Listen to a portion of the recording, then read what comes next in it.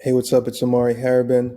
I just wanted to share a video on some lessons I've learned running Pinterest ads. Last month, I spent about $1,500 on Pinterest ads, and it was my first time really using the platform like that. I'd run some small campaigns in the past, but not enough to get any real data or information from it. Pinterest had actually reached out to kind of, help onboard me and get me spending money.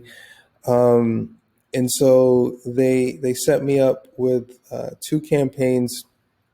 Basically, they were like, start with two pins.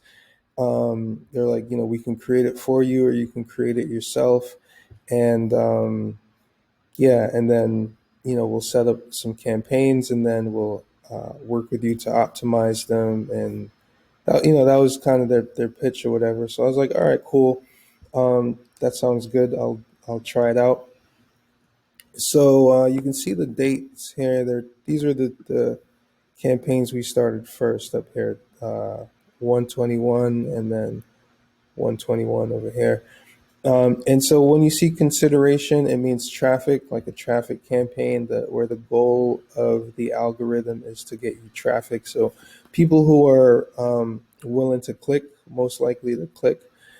And then we've got some conversion campaigns that we also set up. And so that's going to kind of optimize itself to target people who are ready to buy and who've maybe bought something similar. I don't know how these algorithms work, but they try to optimize them for that objective. Uh, so anyway, maybe I could show you the two pins if I could find them here. Hmm, here we go. All right, so these are the two pins that I made. This was one of them. Oh, it's not even. That's not what I want.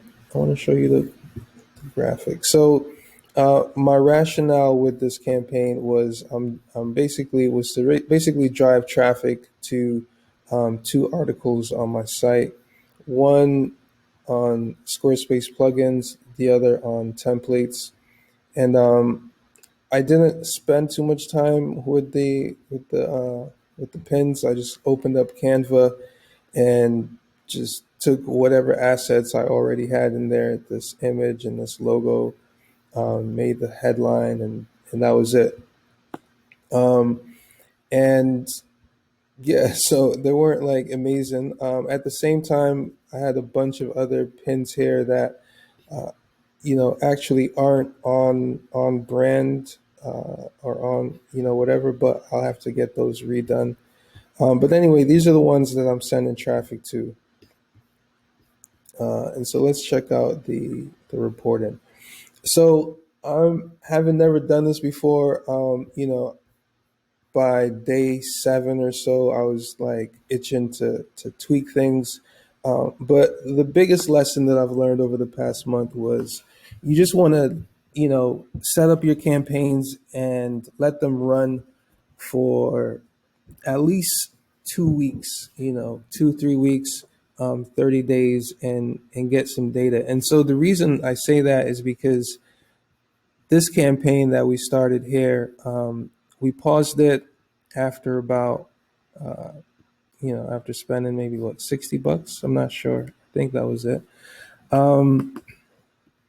And what was interesting was at the time that we paused the campaign, there were like no conversions. But in the weeks that have passed since then, that same campaign that we started back then has brought in, 14 sales. That's $1,300. That's almost as much as we've spent on the ads. So the the point there is like people had already started pinning it and repinning it. um, and there's engagement on it. And so just because someone sees your ad today doesn't mean they're going to just like buy the thing immediately. It might take a few more impressions. They might need to see it a few more times, or it's just not relevant in the moment. And so I realized that, time really works in your favor. And so another lesson that I learned along the way was you can see my return on ad spend here averaging 5.5, which is pretty good. That means for every $20 spent, it's more than $100 return, which is not bad at all.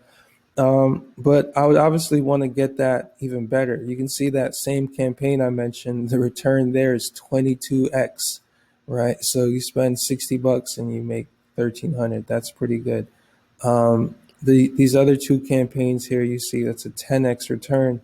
That means you spend $10 or you spend $100 and make $1,000, which is pretty good. But then this campaign has the lowest return on ad spend. It was actually lower a couple weeks ago. It was around one, which meant I was breaking even.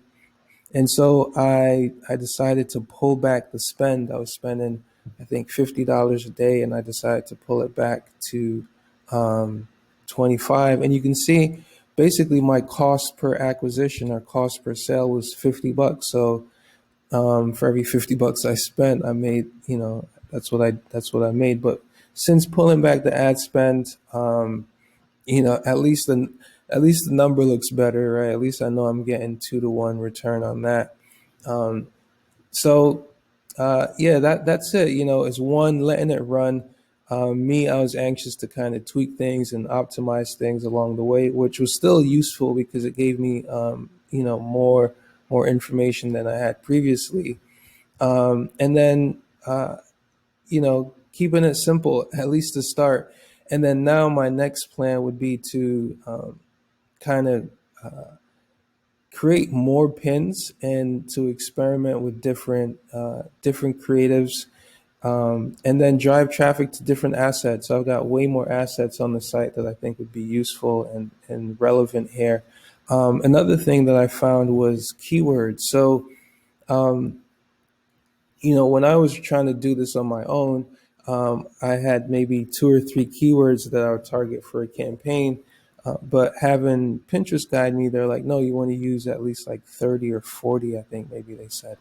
And so once you do that, now once time passes and you can get the data, you can see which keywords were the most effective and which keywords weren't, and you can kind of cut the ones that weren't, the ones that were effective.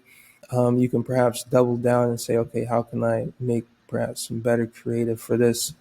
And so, yeah, I think it's a great platform. I sound like I'm doing a testimonial. Um, it's a good platform for this kind of thing. And yeah, if you have any questions on it, please do let me know. I'm happy to answer or share whatever I've learned going forward. Peace.